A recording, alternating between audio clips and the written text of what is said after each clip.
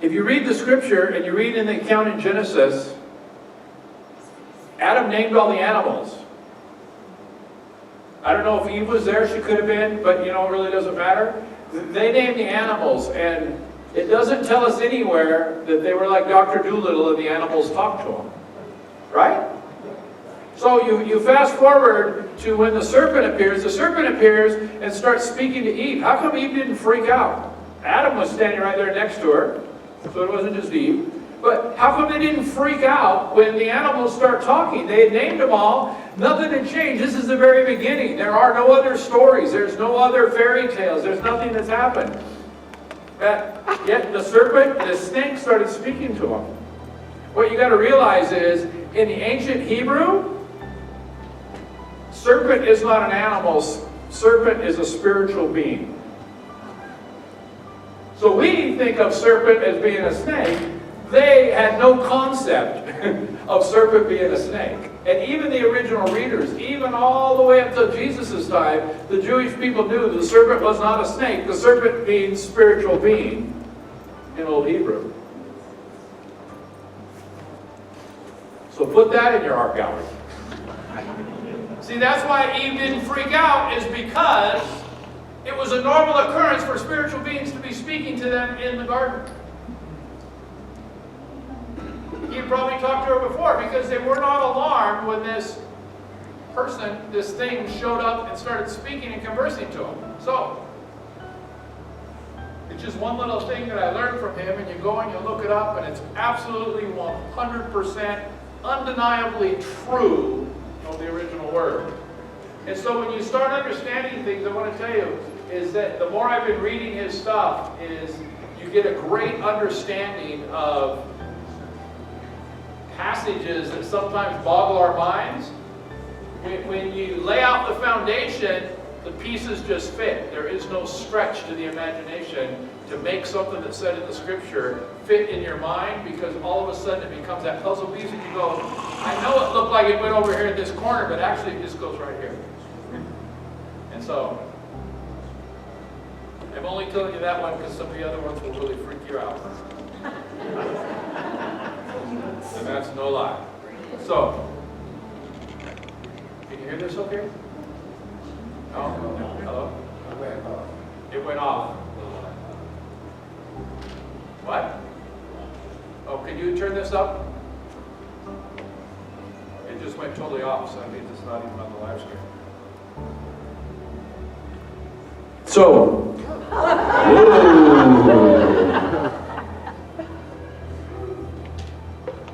when we went away for our, you can turn it down a little bit now, it's really loud. When we went away a week and a half ago, whatever it was, for our elders getaway time, one of the things I asked everybody to do was to bring prophetic words that they had. Hey Dom, this is really loud now. Is to bring words they had that God had spoken over the church or over them, and it was just really a time to revisit. And when I was away at Voice of the Apostles, Bill Johnson had just shared that he was out of the country when the forest fire started in Reading. And he goes, on his way flying back, it's easy to get dismayed, and his family had instantly been taken out of their house. All of his kids that lived there had been taken out of their house. All of his staff had been removed from their homes. There was already confirmed picture evidence that lots of people, hundreds of people from their church, their houses had already been returned to just literally ash and sitting on concrete. And so he goes, what do you do at a time like that when you can't be there with your flock because you're all the way on the other side of the earth and you have commitments there? And so there was 2 days that he absolutely had to speak. So at the conference they were speaking at, they changed the whole schedule, and instead of him speaking over several days, he just did several in a row, was out of there in 2 days, and he was flying home. And he goes, at times when you're overwhelmed, what he does is he carries around this little book where he's written down all the prophetic words he's ever had over his church or over himself. And what he did on the plane on the long flight home was he just read the words. And as he read the words, he saw things that God had already done in his life, and he saw things that God had promised in his life, And as he's reflecting on those, he was no longer looking at the devastation that was happening in the natural, that was real, that can't be denied. But yet he was looking at the goodness of God. What a lesson. What a lesson. You know what? When you get in distress, put on some worship music and start remembering what God has said about you. And you got to understand is, it's never too late unless you say it is, because he's given us free will. And so as I was personally going through words that God had spoken over me, one of them was, God said that he called me to be relentless, to never give up. And he put that within me. And those around me, those especially on my leadership team, know that sometimes I'm just relentless about certain things. And no matter how many times I get shut down, no matter how many times a wall comes up, no matter how great the odds are against it, a lot of times if God's spoken something to me, I will just literally be relentless about it. And then I was reading that word and God said, this is something that I put in you. And sometimes people take it as argumentative. Like when my daughter does it to me, it's argumentative. But when I do it, it's relentless. There's a big difference.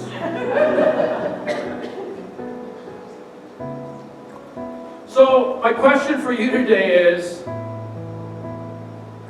are each and every one of you ready to go after God with all you have? I mean, we're always asking God for more, but are you ready to go after God with all you have? Are you ready to pursue Him? Are you ready to go after God for all you have? Because if you want God to move, you know what? You kind of have to be open to what He has for you. You can't just passively sit by. Just because God said at one point in time I was going to pastor a church, it just doesn't mean I sat in my living room and I waited for somebody to come and knock on the door and say, hey, I have a church for you. Will you come and start preaching tomorrow? It doesn't happen that way. You got to be faithful with the little things. When He's telling you something, a lot of times something doesn't happen. Why? Because you haven't walked through the trials. You haven't found the things in your life that need to be tweaked, that need to be strengthened. Think about Moses. He couldn't lead the children of Israel until he got over the fact that he stuttered. And so what did God do? God pushed him out to the front and said, I want you to go tell Pharaoh. Whoa. You know, talk about getting pushed out of your comfort zone. I just want to stay here. You know what? It's kind of a nice life. I'm a shepherd. I get to hang out. I have my private time. I don't want to go back to the chaos of the big city. I want to reiterate on a little rabbit trail is that the safest place for you to be is in the center of God's will. And if God calls you to go preach in Pakistan, don't be preaching down in the Bible Belt. And if He's called you to preach in the Bible Belt, don't go to Pakistan just because you think it's a good idea. You know, you need to be in the center of God's will. So if you're ready to move into all God has spoken to you, the next question is doing what God has spoken to you your top priority? You know what? If it's not your top priority, it's never going to happen. You know what? On your to-do list, what happens? The tyranny of the urgent. You know what? What God has for you needs to be marked as urgent in your life. If you want more of God, you need to make the things that God has for you urgent. And I got to tell you is, when you make those the urgent things, everything else is going to work out. If the urgent thing for you is making your bills, then that's where you're going to end. And you say, but God, when I get this and this and this, I'm going to bless the church, I'm going to buy a new building, I'm going to do this for the missionaries, blah, blah, blah, blah, blah, blah, blah. It doesn't matter. If you're not faithful with the little things, you're never going to have the money to do that.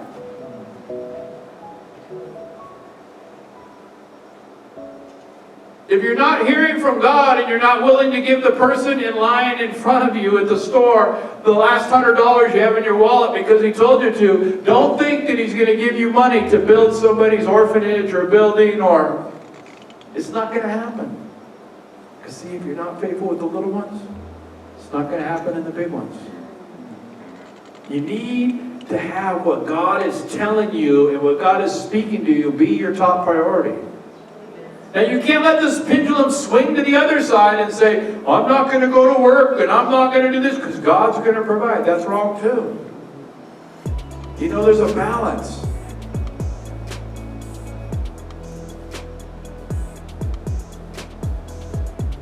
You know, I've been pastoring the church for over 14 years, and for the first 10, I didn't even get paid a penny.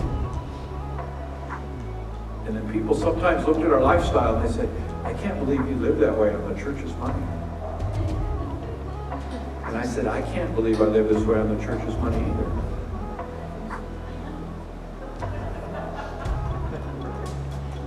It was a true statement. I was working a full 40 to 60 hour a week job, and I was working a full 40 to 60 hour a week job, and there was only so many minutes in between.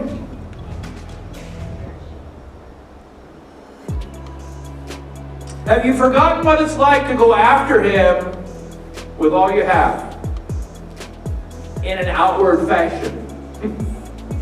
You know, it's one thing to sit in your house and pray. It's one thing to drive and pray and seek after God. It's one thing to go from conference to conference, from read book to book. It's one thing to do that, but what are you doing with what God has already given you? He's not going to give you more until you start stepping out in faith in what He's already given you. You need to get out of your comfort zone. Are you living out what He said in an outward fashion? I got to tell you, He's never going to give you the platform. He's never going to give you a microphone. He's never going to give you anything prominent in the kingdom unless you're faithful with the little things He already gave you and you're moving forward.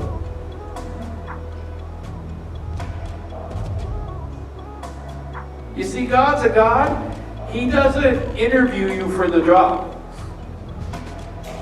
He looks at what you're doing and then He gets behind what you've already stepped out in what you're doing.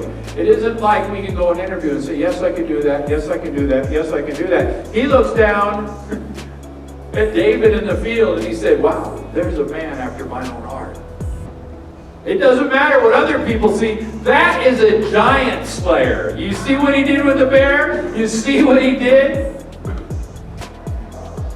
This man doesn't even need a whole army to back him up. I mean, God saw the reality in his life. He doesn't need a whole army. He doesn't need people rooting him on. He doesn't even need a sword and armor. All he needs is what's at his hand. I want to tell you, God has already put things in place for you to do everything He's called you to do. They're already there, and we're always looking for something else or someone else. We got to get out of that place. We need to be living it in an outward fashion.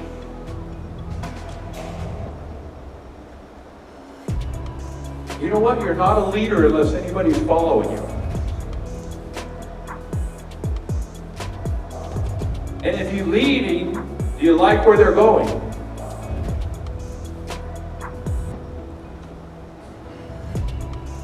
The other part of that is, whether you believe it or not, you are a leader and there are people following.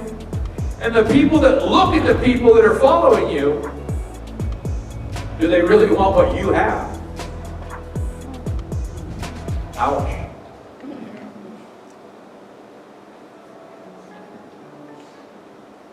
I got to tell you, if you look over your shoulder and you see discord and you see issues and everybody around you all has problems and all those things, you know what? If you're leading, you should be leading them out of that. And so you have to stop and look at yourself and say, what am I doing that's keeping them on this path?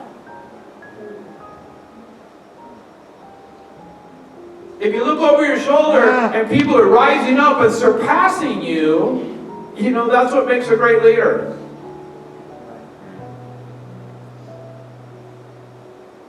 A lot of you saw William Wood when he was just here last year. I think it was February, wasn't it? January, February. Anyway, William Wood was a meth addict. He got saved. He was pastoring a church, and then God told him, lay everything down, move to Mechanicsburg, and go to Randy Clark's supernatural school. And he's like, God, why would I do that? I have a church. He had like 250 people. And he handed it over, and he was faithful to what God said, and he went to school. And there, because he was faithful to do what God said, he was faithful to lay down something he worked for, and it was a great accomplishment, because he went from being a drug dealer and a thug and an addict to all of a sudden having a very prosperous church. They had their own building and everything, way ahead of me, in just a few years, if you're judging with your eyes. And here's a young man who'd only been with Randy for 4 years, who's now going out and doing 5,000 and 10,000 people conferences. Why? Because he fell in behind somebody, and God said, oh, here's somebody I can trust. Here's somebody who knows what it means to be under authority. Here's those things. And so here's somebody that everybody said is never going to amount to anything, that is now Randy's #1 speaker. But he has people that have been with him for 10 and 15 years, faithfully doing everything he asked. And they're getting 500 people conferences, and William's getting the 5,000 and 10,000 people conferences. See, because here's somebody who got it. Here's somebody who understood that I want all God has for me. I want to run. That's living it out. The next question is, are you moving God's heart? You know what? God gave us a free will. But are you personally moving God's heart? Is what you're doing moving God's heart or breaking God's heart?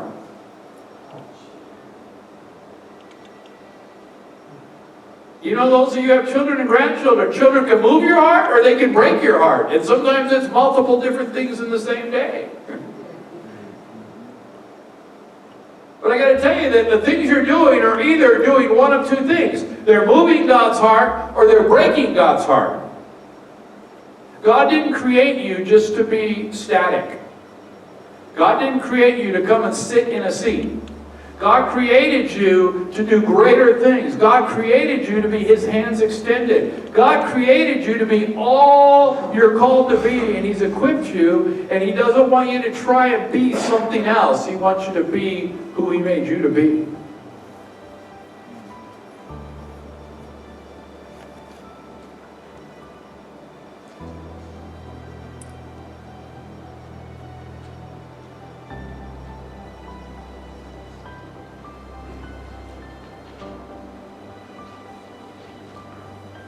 I want you to think about this.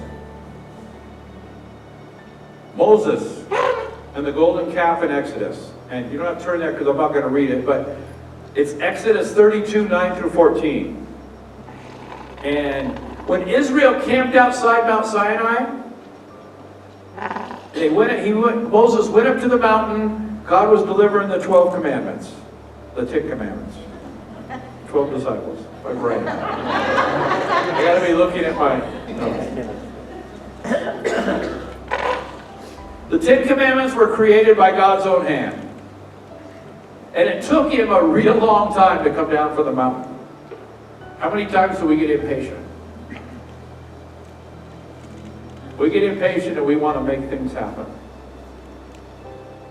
So, they started to doubt Moses because he didn't come down in their time frame. It didn't happen, you know. Here was their leader. Their leader said, hey, I'm going up to meet with God because God wants me to give you get something for you.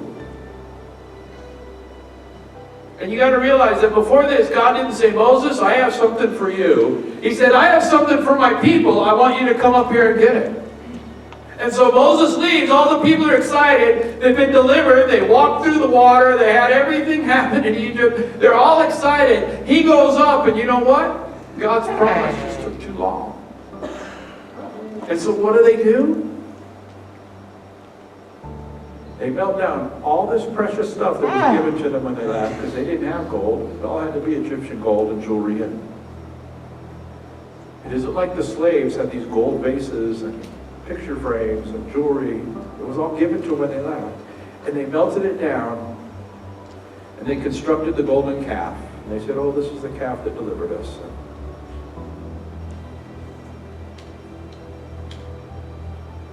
You know, they convinced themselves that that's what delivered them.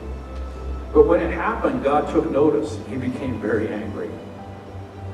And the Lord told Moses, you need to leave this place and you need to go attend to them. Well, I'm going to contemplate how I'm going to kill them all. Sometimes your kids have done stuff and you go, when I get home, I'm going to kill them. The only difference is God was dead serious. God said, Moses, you go down, and by the time you walk down the mountain, I'm going to figure out how I'm going to kill them all. The Bible clearly tells us that God was angry.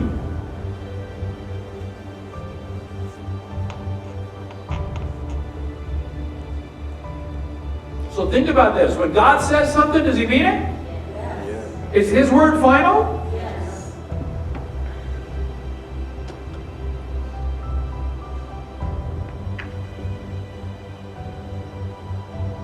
Moses flew off the handle when he reached the camp. But you know what?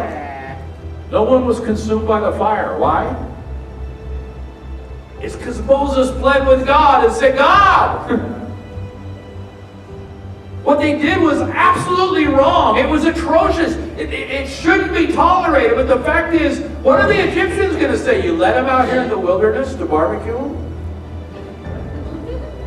You let them out here to incinerate them all with fire from heaven, where now people could come and see the ashes? You see, God had already made up his mind, but Moses, it tells us, pled with God, and then God had mercy on the children of Israel. You know what that tells me? It's just an exemplification of God's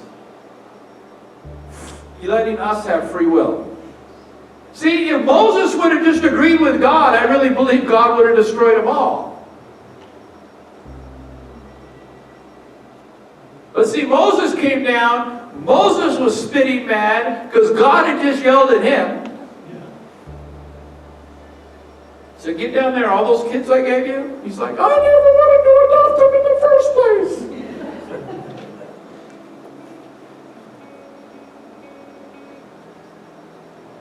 I feel that way sometimes. But you know what? When Moses pled with God, he changed God's heart. That tells me that we can change God's heart. In Genesis 18, 16 through 32, Abram goes in to save Lot. And what happens? God says, Abram, I've had it. I'm destroying the whole city. Now, Abram, I believe when I read this,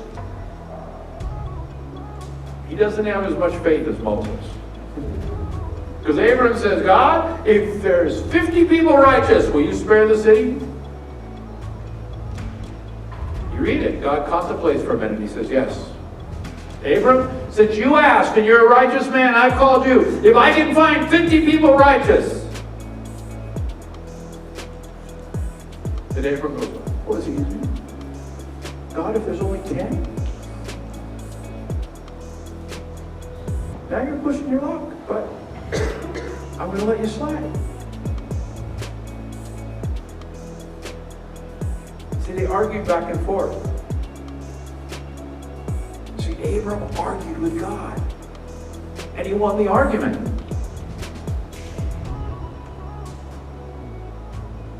See, God was willing to let things happen. Why? Because Abram was bold enough to stand up and say, God, what's going on here? You know what? That tells me that this whole thing about predestination, and we're not going to get into it, and if you want to argue about it, then write me a paper and then we'll sit down and discuss it. But the fact is that God had already predestined that all the children of Israel would be wiped out when they made the calf. God had already predestined and decreed that everybody there was going to die. But yet, a righteous man in both cases, or woman, I'm not being prejudiced here, a righteous person can plead with God and change circumstances.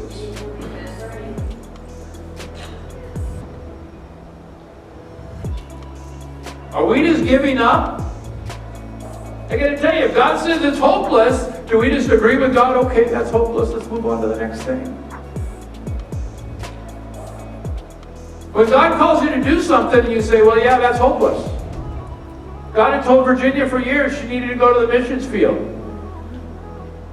Now it's already past her 16th birthday, and she finally got a passport and is going on the mission field.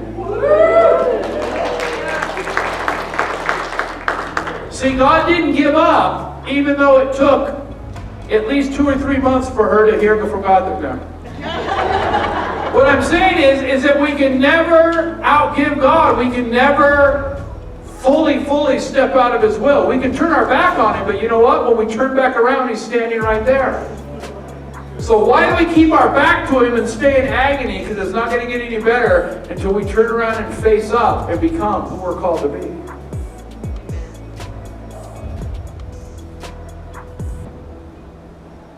Mary argued with Jesus in John chapter 1, verses 1 through 12, to perform a miracle at the wedding. You know what? Jesus said, it's not my time. But since you're my mom, you're my authority on the earth, because He was a man. Because you're my mom, and the scripture says you need to honor your father and mother, and even though I don't agree, and even though this goes against everything I was sent here to do, I'm going to do this thing. Whoa. Think about that. Contemplate that. It wasn't what the Father had sent Him to do. And in fact, the Father had already predestined when all these things were going to happen. He'd already laid these things out, and yet that whole predestination thing got sidetracked. Why? Because a mother asked her son to do something.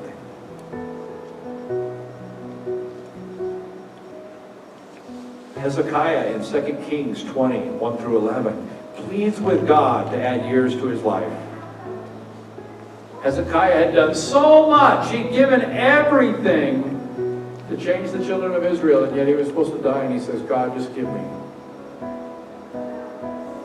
me 15 years longer. And God did.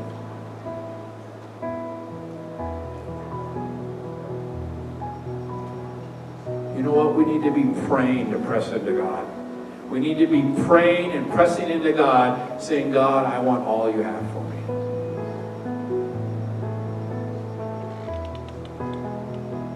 I want every single thing you have for me. I'm not going to settle for anything less. Things aren't going to change until we step out and be who we called Him to be. Who are you called to be?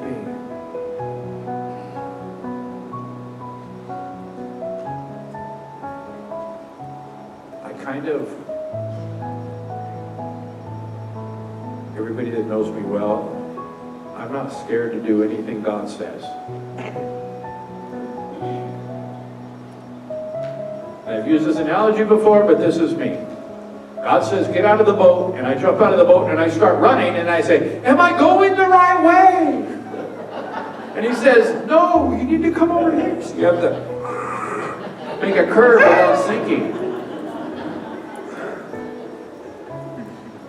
That's something in my life I have to work at, but when He says it, I just want to go, you know. All right, you said it, let's go, you know.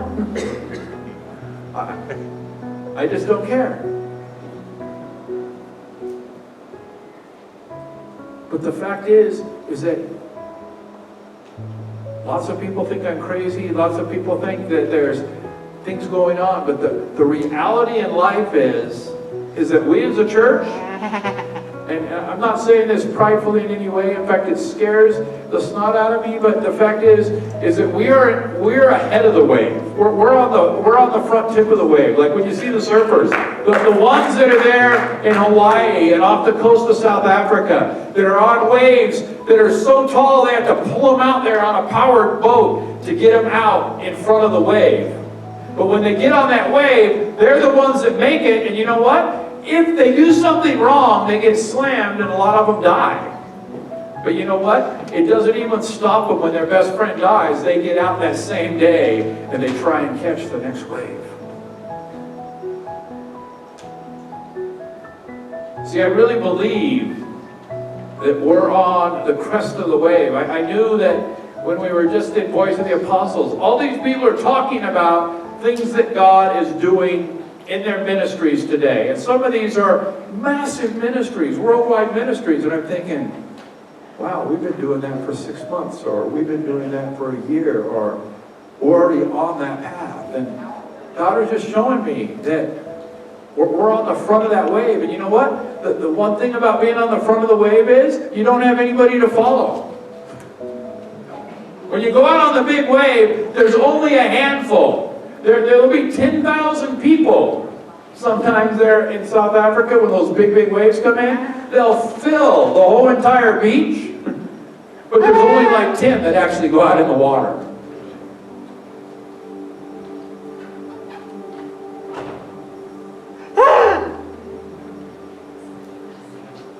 I like being on the front of the wave. Why? Because we get to see things happen before it happens.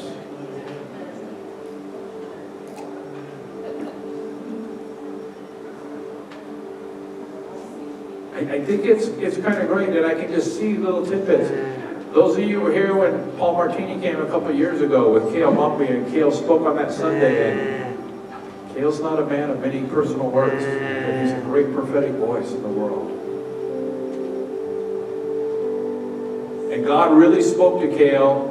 Not that he doesn't speak to him every day, but Cale, like a lot of people, he has some crazy stories. But when God spoke to him, he put God off, and he put God off, and he put God off. And last year, God had told him, I want you to do a prophetic conference, and it's called The Burning Ones. And it's just not a prophetic conference for anybody. It's just not this big old thing where I want to come and hear this name brand speaker, this name brand speaker. This is something where I want to equip people and light them on fire so they go across the world and change people. I don't want a whole bunch of people that are there just to get a prophetic word or just to see the man of God. I want people that want to come and want to be lit on fire and want to change the world. And so literally, I think it was only like 4 weeks notice. He said, I'm doing this thing at my church in Canada. And the church was packed, wall to wall. People flew in from all over the world to be a part of this Burning Ones conference. And so Cale speaks all over the world. He speaks to world leaders in multiple countries. He speaks and prophesies literally over kings and presidents and senates. And a few months ago, he got a hold of us and he says, hey, I want to do a Burning Man's one. Can I come to your church? I said, sure. Well, I want to tell you, 2 weeks ago, he emailed me and said, God has put this so much on us that we're going to do multiple ones. But he goes, I want to know, can we do the very first one we're going to do outside of Canada at your church? And he goes, I want to let you know, it could be a big flop, but all I want to know, he goes, all I know is at that place, you can fail if you want to fail. At that place, this could be the testing ground for what we're going to take across the world. And God has clearly spoken that I need to do it at your church. So is that okay?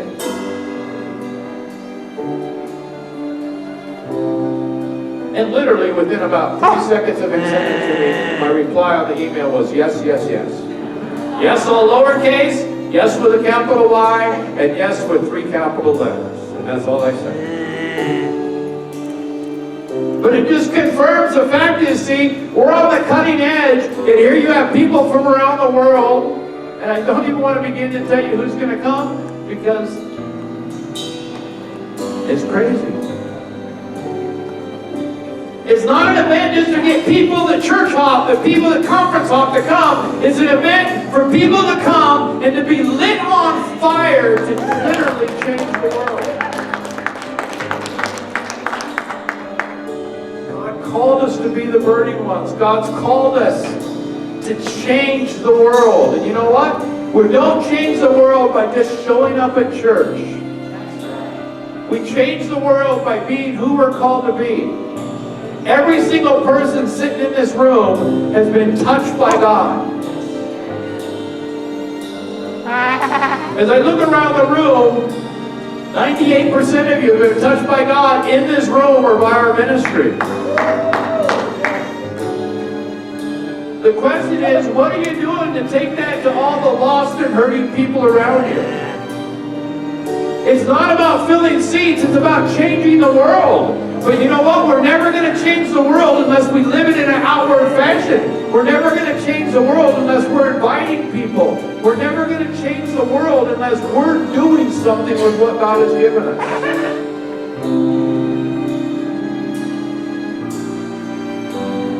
If you know any Messianic people, invite them to see Dr. Michael Heiser, because what he's going to teach on is the two Yahwehs, the Yahweh of the Old Testament and the Yahweh of the New Testament, the difference between the two, and how they tie together and they're one and the same. That's what he's going to teach on. I'm going to tell you that it will change their lives. And it won't be offensive. That's what I love about one of my spiritual dads, Randy. He can preach to Catholics, Baptists, Presbyterians, Methodists, monks. And he can get them all baptized in the Holy Spirit and they all speak in tongues and they walk out happy about it. Why? Because he knows what to say to each one of them. Has nothing to do with Acts chapter 2. It has to do with God reaching down and touching you. And if Acts chapter 2 is going to be offensive, the whole scripture talks about being filled with the power of God. And so he just uses other scriptures and they get changed. It's not about people getting our vernacular. It's about people understanding the kingdom.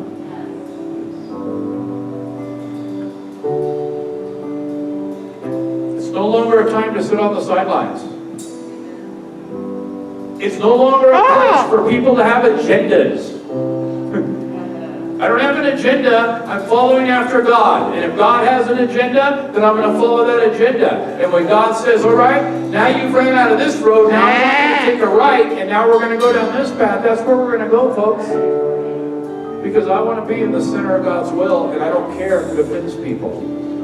But I also know that God isn't just offending people to offend them. He's not really offending them. What he's doing is he's pushing you out of your comfort zone into the greater things. We always say, God, I want the greater things. I want the greater glory. I want all you have for me. And he goes, okay, just get your passport and go.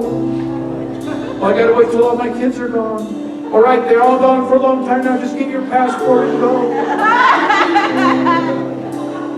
Well, now some of my kids have moved back in. That's okay, just get your passport and go.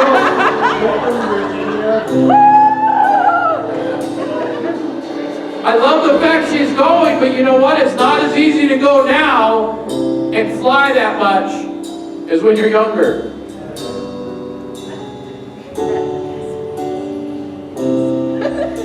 You got to prepare yourself physically, emotionally, spiritually. Amen? So as we start this song, that's all right. Just a minute. Pour living water, holy water, mixed with it. This is what we're going to do. We're going to start a song.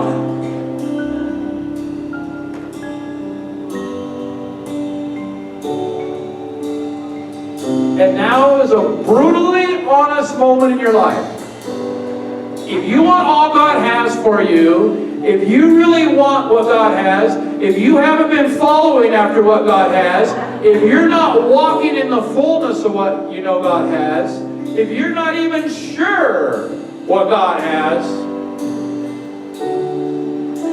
just by faith, it has nothing to do with what's going on. It has nothing to do. You don't need to tell anybody. I'm not going to have anybody pray for you this morning. If that's you, I want you to get up out of your seat and just say, God, I want all you have for me. I'm not going to settle for anything less. I am no longer going to stay complacent where I'm at.